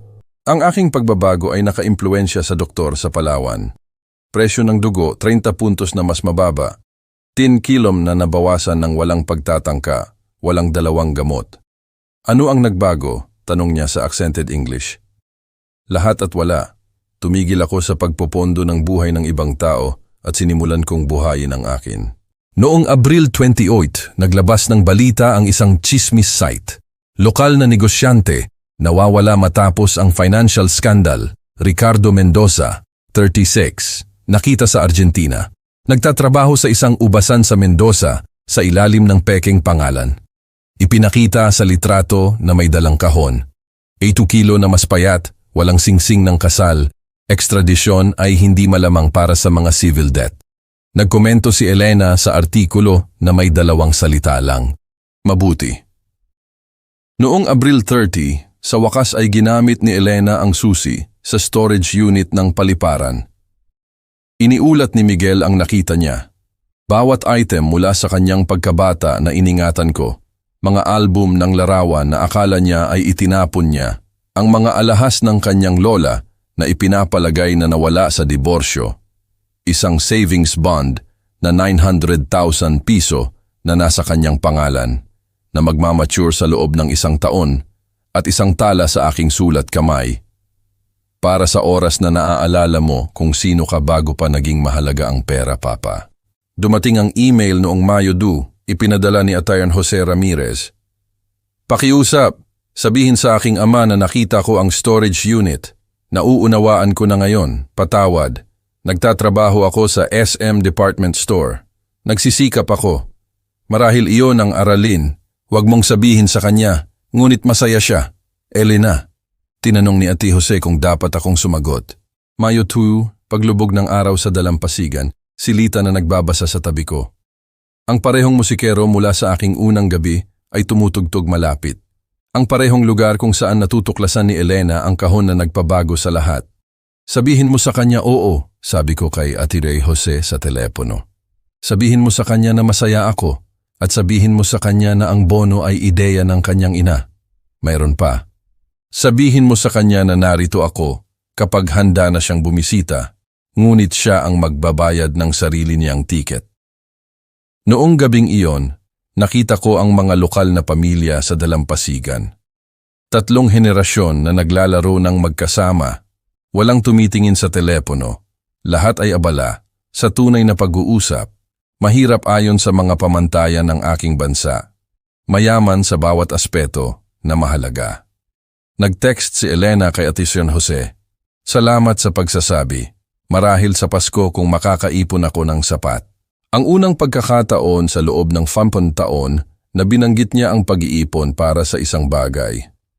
Noong Mayo 10, tumugtog ang banda ni Felipe sa beach bar.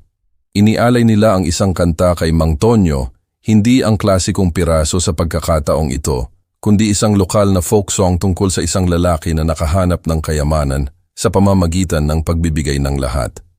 Isinalin ni Lita na may luha sa mata. Hindi naman talaga ito tungkol sa akin, kundi sa lahat ng mga dayuhan doon. Lahat ay tumatakas mula sa isang bagay. Lahat ay nakakahanap ng ibang bagay. Tumawag si Atiber Jose noong gabing iyon upang sabihin na ibinenta ni Elena ang kanyang SUV. Bumili ng isang simpleng 8 taong gulang na kotse. Nagbukas ng savings account, nagpost sa social media tungkol sa dangal ng tapat na trabaho. Dapat ko bang patuloy na subaybayan siya? Tanong niya. Hindi. Natutunan na ang aral. Tapos na ang pagtuturo. Nagsisimula pa lang ang pag-aaral. Ang notice of eviction ay nakalagay sa pinto ni Elena simula pa noong Abril 18 para sa Mayo 15. Sinabi sa akin ni Attorney Jose na naubos na niya ang lahat ng pagpipilian. Nagmakaawa sa property management, nag-aalok ng partial payments, kahit sinubukang makipagnegosasyon sa may-ari ng gusali. Hindi niya kailanman alam na naibenta ko ang ari-arian na iyon sa isang investment trust noong Enero. Inaasahan ang eksaktong sandaling ito. Ipinakita ng security footage ng gusali na nagrenta siya ng pinakamaliit na moving truck na available noong Sabado ng umaga. Nag-isa siyang nagkarga nito sa loob ng 10 oras. Inalok si Aling Petra na kinagagalitan ni Elena sa loob ng maraming taon dahil sa kanyang maingay na mga apo ng tulong mula sa kanyang balkonahe. Ang pagmamalaki ni Elena kahit sirang-sira ay hindi niya tinanggap. Nakipagbuno siya sa isang leather na sofa na binili niya gamit ang aking pera. Hinihila ito ng pulgada-pulgada patungo sa truck habang nanonood ang mga kapitbahay mula sa kanilang mga bintana. Ang storage unit na kaya niyang bayaran ay naglalaman ng lahat, maliban sa mga damit at kanyang laptop. Isang buwan na prepaid, ang pinakamura na pasilidad sa bayan. Ironiya puro, ang kanyang unit ay direkta sa tabi ng iniwan ko para sa kanya, ang unit ng bono. Dumadaan siya doon araw-araw, hindi kailanman napansin. Noong Mayo 20, dumating ang huling komunikasyon mula kay Ricardo, isang sertipikadong liham mula sa Argentina na nangangailangan ng pirma. Ang postman pagkatapos ay nagbigay ng affidavit para sa divorce proceedings ni Elena na naglalarawan kung paano nanginginig ang kanyang mga kamay habang lumalagda sa loob. Isang pahina sa sulat kamay ni Ricardo. Elena, pagkabasa mo nito, may bago na akong pangalan at bagong buhay. Hindi ako matatagpuan ng mga taong naghahanap sa akin. Huwag mo ring subukan. Patawad sa pera ng iyong ama, ngunit ikaw ang nagsabi na hindi mo ako kailanman puputulin. Pareho tayong nagpusta, pareho tayong natalo. Ang prenuptial na pinirmahan ko dahil sa tatay mo ay nangangahulugang wala kang makukuha sa akin. Isa na tayong tabla. Tumawag si Hinoong Santos, ang may-ari ng SM Department Store, kay Atinon Jose na nag-aalala.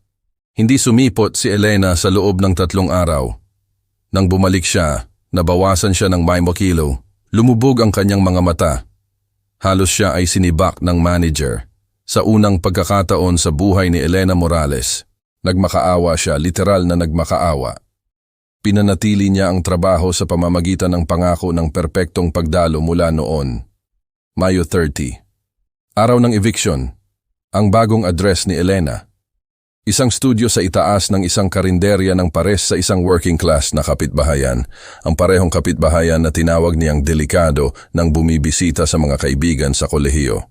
35 metro kwadrado, isang window air conditioning unit na tumutunog na parang dice sa isang tasa, shared laundry sa isang basement na amoy amag, 13,000 piso kada buwan, cash lang, walang credit check. Nagsimula ang ikalawang trabaho noong Hunyo 1, night shift sa isang kapehan, 11 p.m. hanggang 7 a.m. Ang parehong kapehan kung saan siya gumawa ng eksena 2 taon na, ang nakakaraan na humihingi ng manager dahil sa malamig na kape. Ngayon ay nagsisilbi siya sa mga lasing na estudyante sa kolehiyo at pagod na manggagawa sa ospital sa halagang 142 piso kada oras, plus tips. Ang kanyang bagong schedule ay naging robotic. Gising ng 5:00 p.m., tindahan mula 6:00 p.m. hanggang 10:00 p.m., tulog mula 3:00 p.m. hanggang 10:00 p.m., kapehan mula 11:00 p.m. hanggang 7:00 a.m. Ulitin. Ang mga libreng linggo ay ginugugol sa paglalaba at pagluluto ng pagkain. Kanin, beans, ang pinakamura na manok na makikita niya. Bumisita si Lita noong Hunyo 10. Tinawagan niya ako kinagabihan. Ang kanyang boses ay maingat. Isinabit ni Elena ang isang artikulo sa dingding ng studio na may mantsa ng tubig, ang aming larawan mula sa kanyang graduation sa kolehiyo. Nawala ang mga designer na damit, napalitan ng mga basic mula sa discount store, 15 kilogram na mas payat, matutulis ang mga pisngi na parang akusasyon. Ang kanyang pag-uusap, ayon kay Lita, ay nagsabi sa akin, "Tinulungan ko ang iyong ama na planuhin ito. Alam ko, galit ka ba?" Ako ay galit. Ngayon ay pagod na lang ako para magalit. Ang bono ay ideya ko. Isang insurance policy para kapag naabot mo na ang pinakailalim. Ito ang pinakailalim. Hindi, ang pinakailalim ay kapag tumigil ka sa pagsisisi sa iba. Ang pag-amin ni Elena ay dumating ng dahan-dahan, tulad ng pagbunot ng ngipin. Ako ay naging isang kahilahilakbot na anak. Ikaw ay isang spoiled na anak. May pagkakaiba ba? Ang kahilahilakbot ay hindi na maaayos. Ang spoiled ay maaaring malampasan.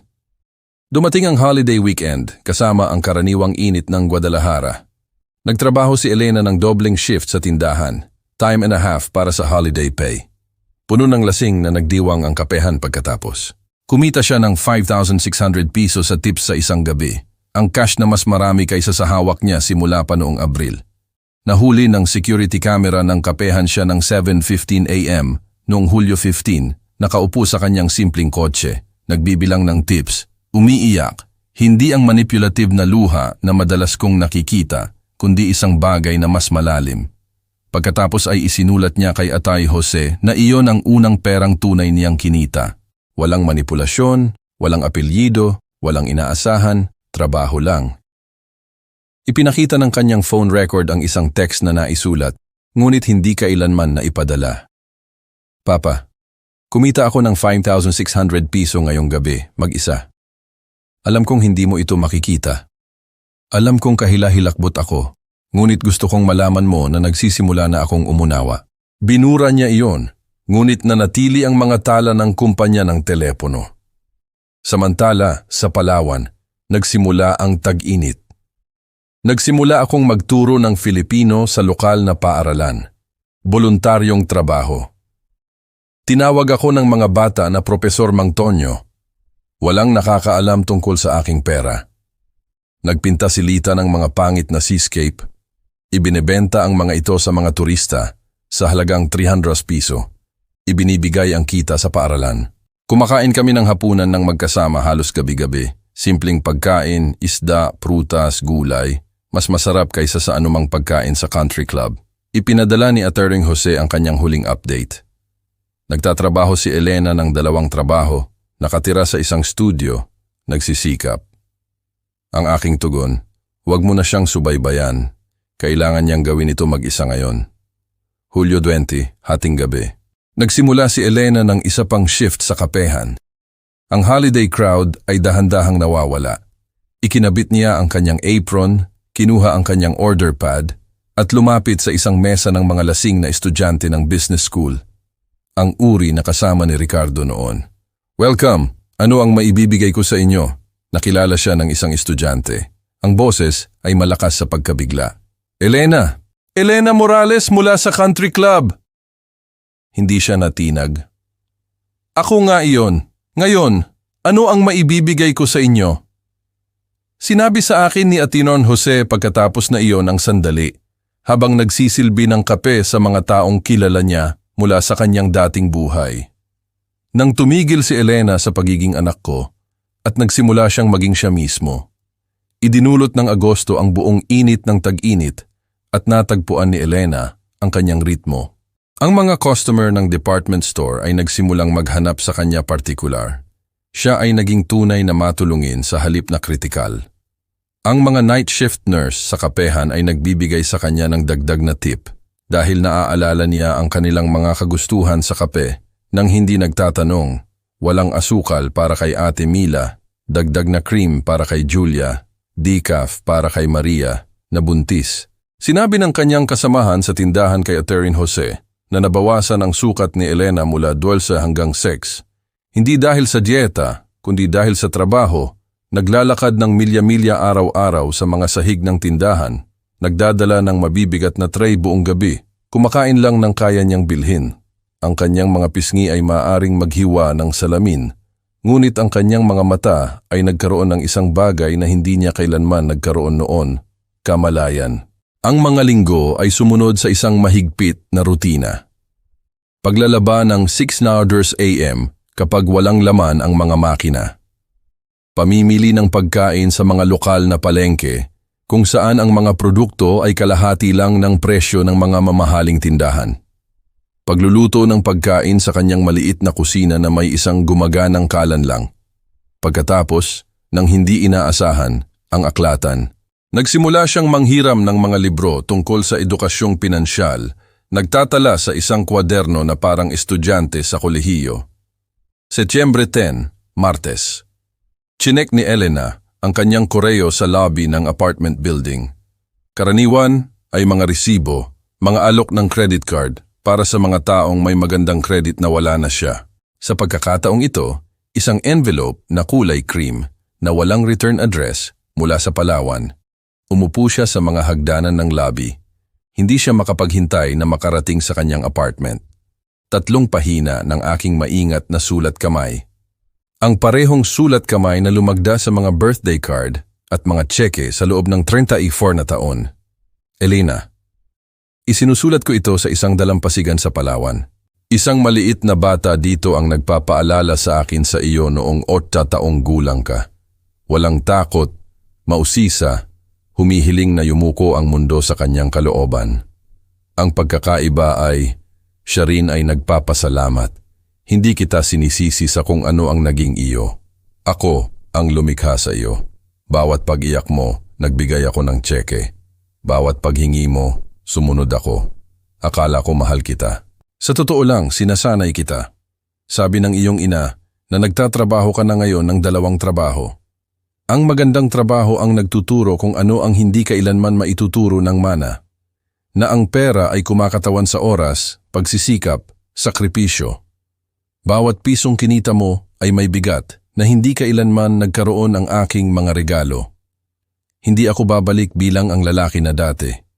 Ang lalaki na iyon ay isang tsekera na may tibok ng puso, ngunit maaari akong bumalik upang makilala ang babae na binabago mo. Ang susi sa bodega na nakita mo ay iginiit ng iyong ina. Sabi niya, kailangan mo ng isang bagay na kapit. Magmamature ang bono sa Abril 2026. Sa panahong iyon, matututo ka ng mabuhay nang wala ito o mananatili ka pa ring parehong tao na naghihintay ng pagsagip. Sa alinmang paraan, magkakaroon ka ng sagot kung sino ka talaga. Mahal kita. Palagi kitang minamahal, ngunit ang pagmamahal na walang respeto ay awa lang. Kunin mo ang aking respeto, Elena. Higit sa lahat, kunin mo ang sa iyo. P.S. Ipagsasaya ng iyong lola ang iyong pagtatrabaho sa kapehan. Siya ay isang waitress nang makilala niya ang iyong lolo.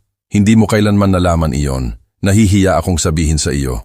Ngayon ay nahihiya ako na nahihiya ako. Dinala ni Elena ang sulat na iyon sa bulsa ng kanyang apron sa susunod na linggo. Sinabi ng kanyang kasamahan sa kapehan na binabasa niya iyon sa mga break, umiiyak sa banyo. Hindi luha ng galit, kundi isang bagay na mas malalim. Nagsimula siyang tanungin ang kanyang mga kasamahan sa trabaho tungkol sa kanilang mga pamilya, ang kanilang mga pakikibaka, tunay na nakikinig sa mga sagot. Tinawagan niya si Lita tungkol sa pagbubunyag ng lola. Bakit walang nagsabi sa akin tungkol kay lola? Hindi mo kailanman tinanong ang mga pakikibaka ng sinuman, tanging ang kanilang mga tagumpay. Ano pa?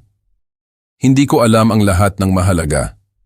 Ang pagbabago ay ipinakita sa kanyang performance review sa tindahan. Si Elena ay naging aming nangungunang associate.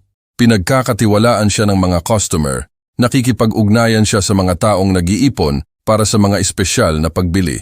Nauunawaan niya ang sakripisyo. Ngayon ay na-promote siya sa department head, 321 piso kada oras. Ang unang promotion na kinita niya sa halip na ibigay sa kanya. Oktubre 2, sumagot si Elena pagkatapos ng 5 draft. Ibinahagi ni Lita sa akin ang mga excerpts. Papa, isinusulat ko ito ng 3 a.m. sa pagitan ng mga trabaho. Masakit ang mga paa ko, masakit ang likod ko. Hindi pa ako naging ganito kasaya. Hindi saya ng champagne at pamimili. Saya ng kinita ko ang sandwich na ito. Saya ng hinahanap ako ng mga customer sa pangalan. Saya ng binayaran ko ang sarili kong renta. Sobrang galit ako noong umalis ka. Paano mo nagawang iwanan ako ng walang anuman? Paano ko nagawang iwanan ka ng may lahat? Pinapatay kita.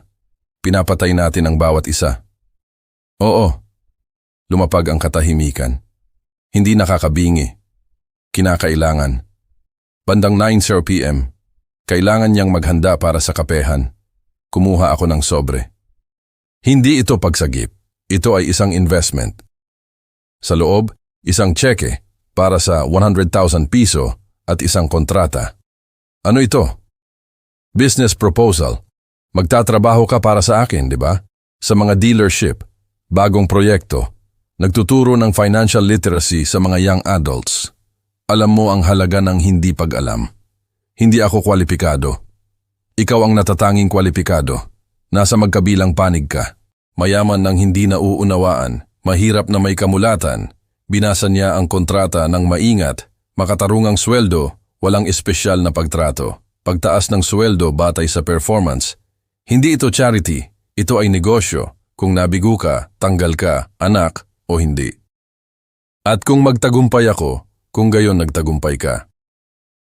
Bandang 10:30 p.m., kailangan na niyang umalis para sa kapehan. Niyakap niya ako.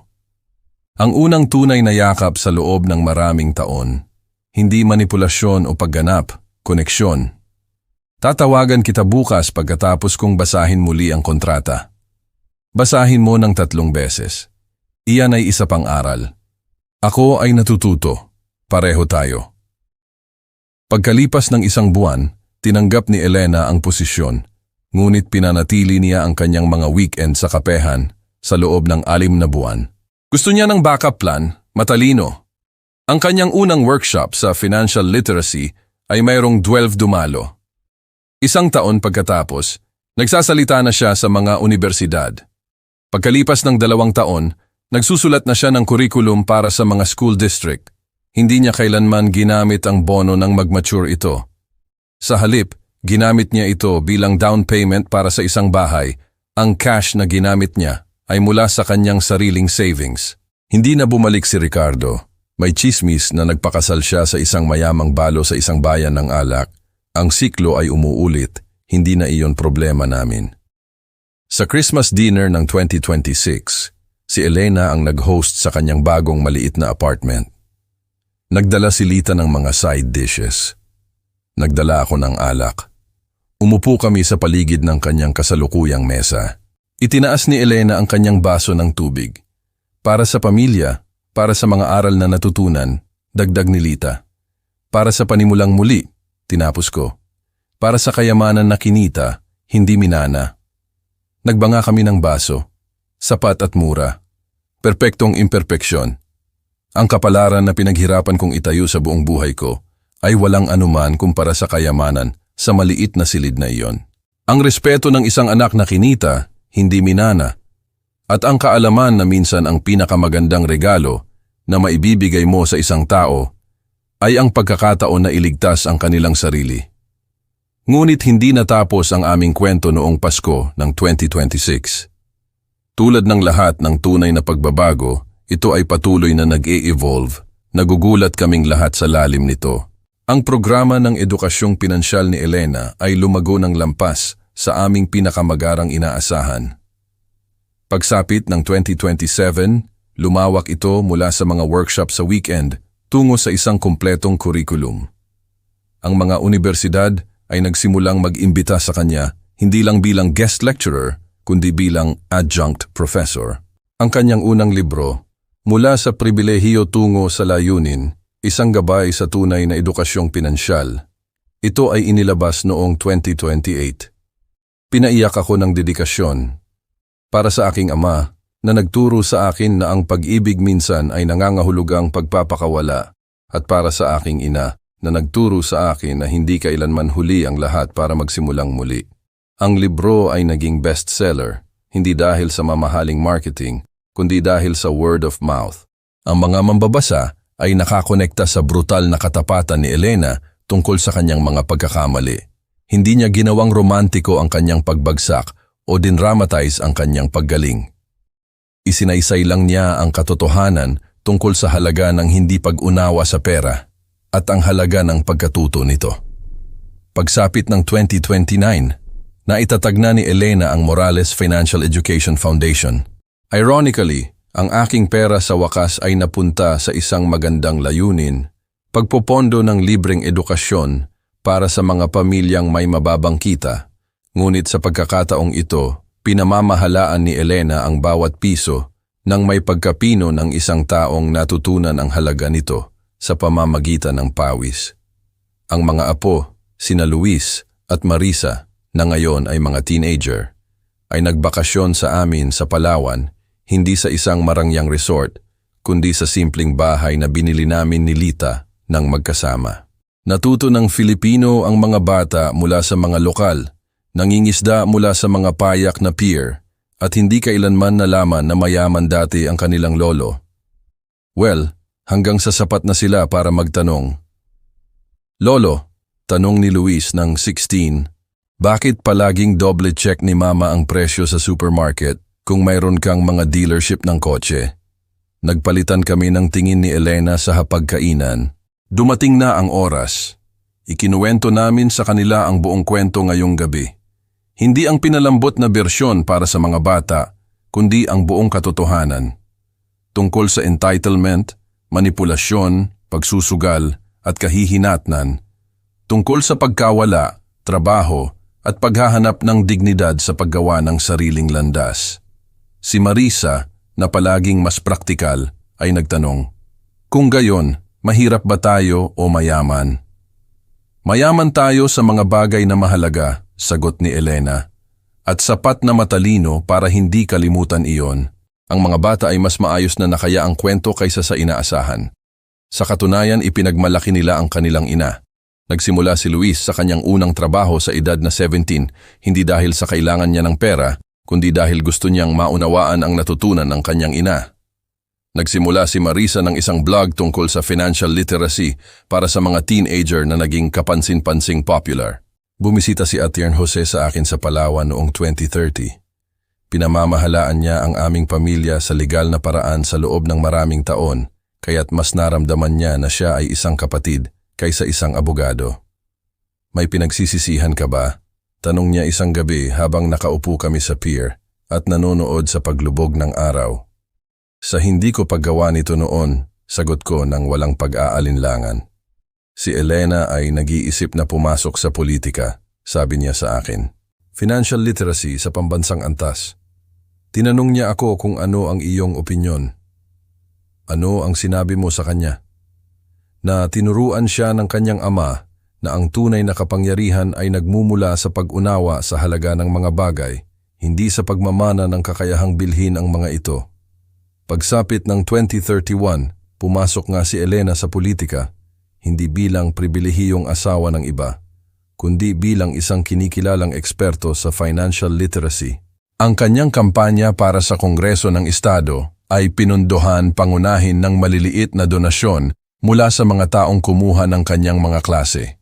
Ang kanyang plataporma ay simple, sa pilitang financial literacy sa lahat ng pampublikong paaralan, mas malakas na proteksyon ng mamimili laban sa mga predatory loan at transparency sa mga gastos sa universidad.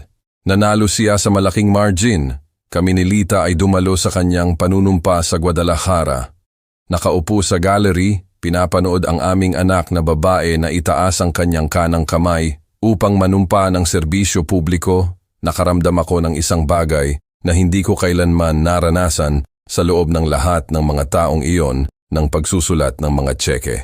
Tunay na pagmamalaki, hindi pagmamalaki sa kung ano ang nabili ng aking pera, kundi pagmamalaki sa kung ano ang naging siya nang wala na ang pera. Pagkatapos ng seremonya, nakita ako ni Elena sa reception. May kailangan akong sabihin sa iyo, sabi niya ng mahina. Ang bono na hindi ko kailanman ginamit, ang 900,000 piso na nagmature at inipon ko bilang down payment para sa aking bahay. Anong nangyari doon? Ibinigay ko ang lahat sa foundation, bawat piso. Gusto kong malaman mo kung bakit. Dahil sa wakas ay naintindihan ko ang pagkakaiba sa pagitan ng pagiging mayaman at pagiging mayaman sa loob. Ang perang kinita ko ang nagpayaman sa akin sa loob. Ang perang ibinigay mo sa akin ay nagpayaman lang sa akin.